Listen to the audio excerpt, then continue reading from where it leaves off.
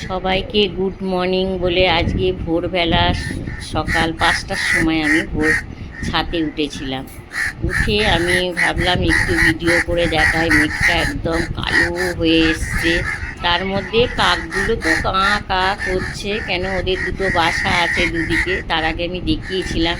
সবাই সন্তানের জন্যে আর কি, সুরক্ষার জন্যে সবাই করে, ভাবে যে কেউ কিছু যদি করে ফেলে। হ্যাঁ, ওরা তো কথা বলতে পারে না, ওরাও বোঝে সন্তানের মায়া। আর মেঘটা দেখুন, আগে তো আমাদের এই পাশে এই যে আইটিসি হোটেল, হ্যাঁ, জেডাব্লিউ ম্যারেট সব কিছুই দেখা যায়, কিন্তু আগে আরও সব দেখা যেত ওখানে। হুগলি সেতু, তারপরে হাওড়া ব্রিজ, ইডেন গার্ডেন, তারপরে এদিকে সল্ট লেক স্টেডিয়াম। হ্যাঁ, কিন্তু এখন কি হয় যে সব বিল্ডিং বাড়ি হয়ে গেছে অনেক দূরে দূরে, ওই জন্য আর এগুলো দেখা। তারপরে এদিকে সামনে আছে চাইনিজ হোটেল আর কি, চিনেপাড়া আমাদের আর কি। সব কিছু আমরা যেখানে থাকি এমন সব কিছুই আর কি সুবিধা। এই যে এটা একটা ইংলিশ মিডিয়ামের মাঠ, ওখানে একটা ইংলিশ মিডিয়ামের স্কুল আছে, এদিকটা চিনেপাড়া।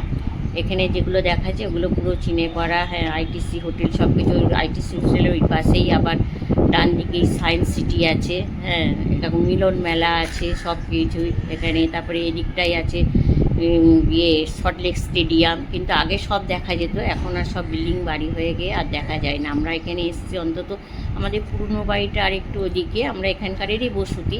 এখানে আজ 23 বছর এসেছি, কিন্তু তখন দু একটা বাড়ি ছিল, আর এত বিল্ডিংই ছিল না। এখন সব বিল্ডিং হয়ে গেছে, এখন আর পুরো দেখা যায় না এগুলোতে। কিন্তু সকালবেলা উঠে ভাবি একটু হাঁটতে যাব, আগে তাও যেতাম সায়েন্স সিটির ওদিকে, কিন্তু এখন রাস্তার যা অবস্থা, জঞ্জাল গাড়ি যদি একটু দেরিতে আসে সব বাড়ির সামনে জঞ্জাল ফেলে, সেগুলো তো একটা নোংরা আছেই। আর যদি চিংড়ি মাছ ফেলে তার মধ্যে গন্ধ, তারপরে তো কুকুর আছেই, কী সব করে রাখে সেটা বলার মতন না।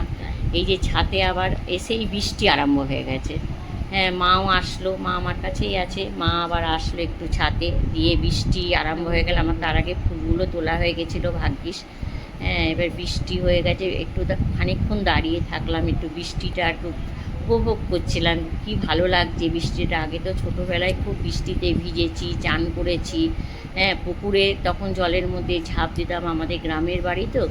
হ্যাঁ, বিরাট পুকুর ছিল আমাদের নিজস্ব, সেই পুকুরে ঝাঁপ দিতাম, এত ভালো লাগতো জলের মধ্যে, কি বলতাম, 2-3 ঘন্টা জলে থাকতাম, কিন্তু তবুও তখন শরীর খারাপ হয়নি, কিছু হয়নি। এখন তো বাচ্চারা চান করলেই মায়েরা বলে চলে আয়, শরীর খারাপ করবে, শরীরটা। আমার এদেরই ভাইজিরা আছে, বেশিক্ষণ এখন পুকুরে থাকে না, সবই টাইম কলের জলে চান করে।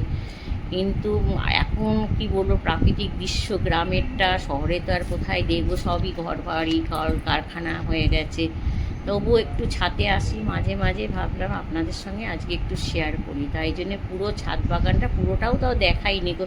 এই যে লেবুগুলো এখনও আছে, আর পাশেও আর একটা লেবু গাছে লেবু হয়েছে। হ্যাঁ, অনেক কিছুই গাছ আছে এখানে। হ্যাঁ, সব কিছু, তেজপাতা, গরম মশলা, ঝাউ গাছ, কারিয়া পাতা। হ্যাঁ, যদি আপনাদের ভালো